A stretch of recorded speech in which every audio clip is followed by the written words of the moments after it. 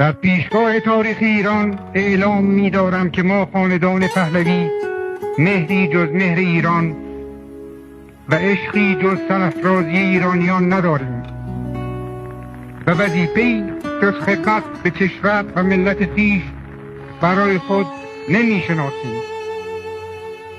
ما از میان ملت ایران برخاسته ایم، در خاک مقدس ایران زاده شده ایم و در همین سرزمین مقدس نیز به خاک خواهیم رفت.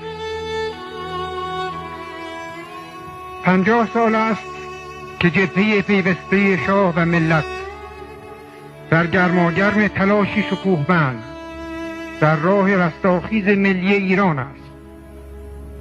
50 سال است که ایران سازندگی و آفرینندگی است و اگر در این میان دوران فترتی این نهضت بزرگ ملی را متوقف ساخت،